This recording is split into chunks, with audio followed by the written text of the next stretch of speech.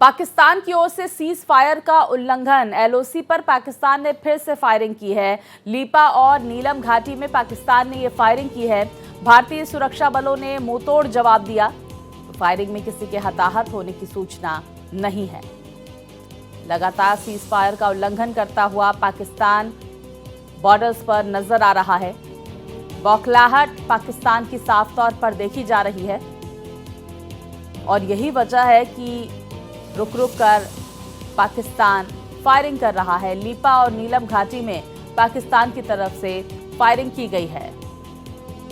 भारतीय सुरक्षा बल इस फायरिंग का मुंहतोड़ जवाब देते हुए लाइन ऑफ कंट्रोल पर पाकिस्तान ने फायरिंग की है। लगातार सीज फायर का पाकिस्तान उल्लंघन कर रहा है। हालांकि फायरिंग में किसी के हताहत होने की सूचना नहीं है। तो बड़ी खबर सामने आ रही है, बॉर्डर पर एक बार फिर से फायरिंग की गई है पाकिस्तान की तरफ से। विस्तार से जानकारियों के साथ मेरे सहयोगी रईस हमारे साथ जुड़ गए हैं। रईस, ये जानकारी सामने निकल कर आ रही है कि पाकिस्तान लगातार सीज फायर का उल्लंघन कर रहा है। दूसरी तरफ पहलगाम में क्या स्थिति इस वक्त आप देख रहे हैं? जी हाँ, बिल्कुल। जिस तरह से हम लगातार देख पा रहे हैं कि एलओसी पे पाकिस्तान जो है वो लगातार सीज फायर उल्लंघन कर रहा है, चाहे वो लिपा वैली हो या नीलम वैली हो और भी कई मकामात पे जो है लगातार पाकिस्तान जो है वो सीज फायर वायलेशन कर रहा है। एक बौखलाहट है जो साफ तौर पे देखी जा सकती है, क्योंकि पहलगाम अटैक के बाद जो है भारत सरकार का जो रुख है वो काफी कड़ा है और जिस तरह से चीजें स्पष्ट हो रही है, स्ट्रेटेजीज बन रही है, बैठकें हो रही है, तो उसको लेके जो है कहीं ना कहीं उस पार भी जो है वो काफी हलचल है। और यही वजह है कि लगातार पाकिस्तान जो है वो भारतीय सेना को प्रोवोक करने की कोशिश कर रहे हैं।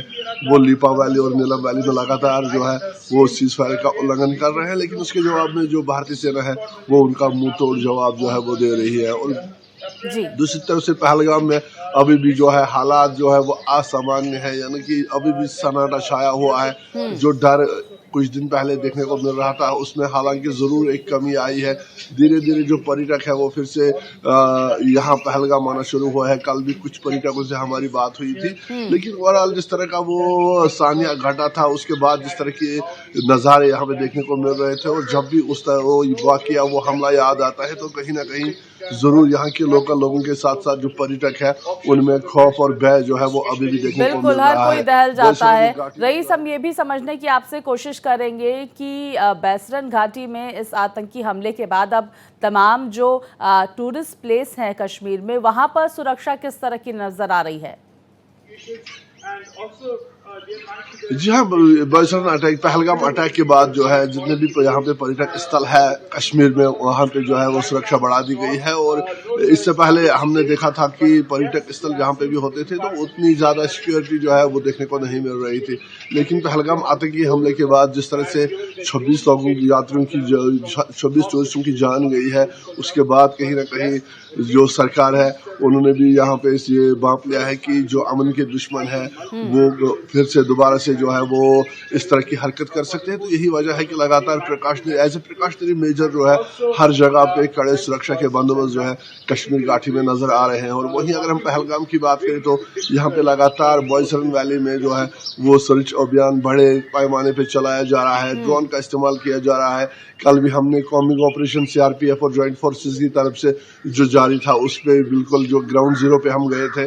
तो लगातार इन जंगलों में, बैसरन के जंगलों में सर्च अभियान जो है वो अभी भी जारी है। लेकिन सबसे बड़ा चैलेंज यही है कि ये घने जंगल है, ये माउंटेन टेरेन है और उसमें बहुत सारे रास्ते हैं जहां से जो ये आतंकवादी है निकल सकते हैं। और इसीलिए जो है जो ड्रोन का इस्तेमाल किया जा रहा है, पूरा इस जंगल को जो है वो कॉर्डन में ले लिया गया है। तमाम एंट्री एग्जिट पॉइंट्स को सील किया गया है ताकि जो ये आतंकवादी है इन्हें भागने का मौका ना मिले और इन्हें जो है वो जल्द से जल्द इनके अंजाम तक पहुंचाया जाए। ये भी जानकारी सामने निकल कर आ रही है कि जो स्थानीय आतंकी है उनके 10 ठिकानों को ध्वस्त किया गया है। दूसरी तरफ 2 आतंकियों के सहयोगियों को भी गिरफ्तार किया गया है। इन सहयोगियों के बारे में क्या कुछ जानकारी?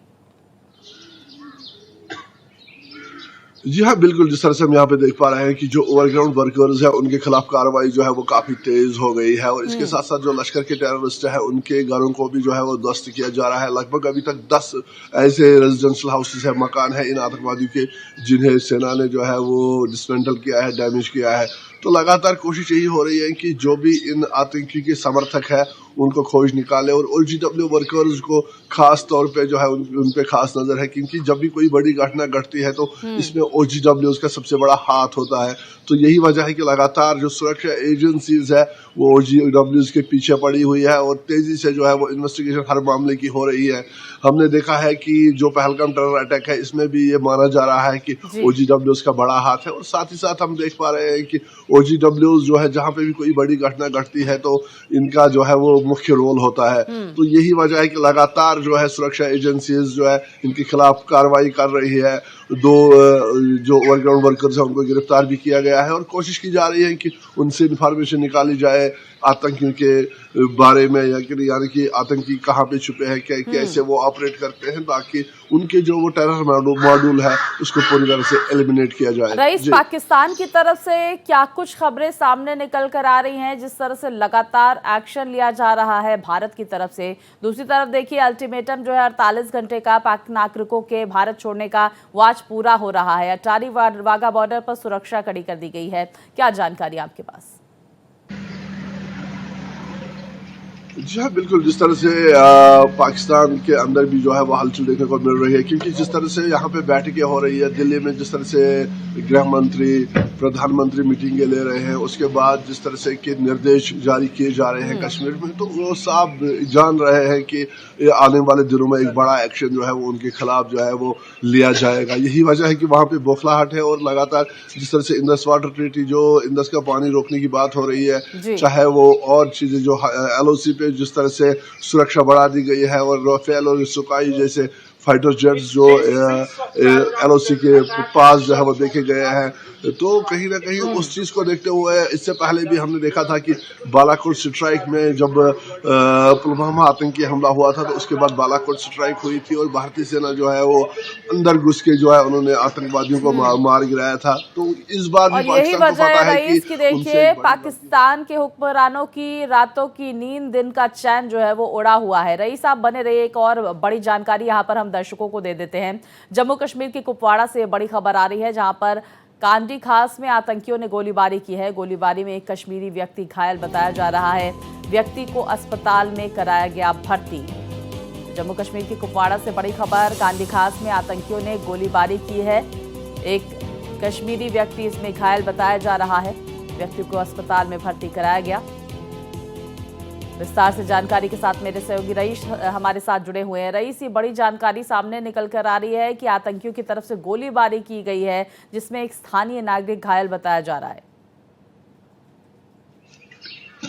जी हाँ, बिल्कुल साफ तौर पे जो है वो बौखलाहट देखी जा रही है। बैठकों का दौर जो है वो दिल्ली से लेकर श्रीनगर तक जारी है और साथ ही साथ जो ओवरग्राउंड वर्कर्स है उनके खिलाफ भी जो है वो कड़ी से कड़ी कार्रवाई जो है वो अमल में लाई जा रही है। यही वजह है कि लगातार हम देख पा रहे हैं कि उस साइड से भी इसका रिएक्शन जो है वो आ रहा है। जो सियासतदान है वहाँ के, पाकिस्तान के, वो बयानबाजी कर रहे हैं और इसके साथ साथ जो आतंकी है वो भी लगातार जो है वो हमले कर रहे हैं, फायरिंग कर रहे हैं। ये साफ जो दर्शाता है कि एक बौखलाहट है जिसके चलते जो है ये सारी चीजें हो रही है। लेकिन दूसरी तरफ से हम देख पा रहे हैं कि जो सुरक्षा एजेंसीज है वो पूरी तरह से पहलगाम आतंकी हमले की इन्वेस्टिगेशन कर रहे हैं और साथ ही साथ ऑपरेशन ऑल आउट के जरिए इससे पहले भी यहाँ पे जो है लगभग जो ओवरग्राउंड वर्कर्स है इनकी तादाद काफी कम हो गई थी।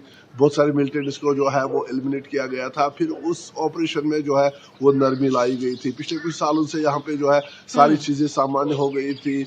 जो पीस है वो पूरी तरह से मेंटेन हो गया था। बिल्कुल, देखिए, शांति थी, विकास था और यही वजह जो थी पाकिस्तान को नागवारा थी, आतंकवाद को नागवारा थी।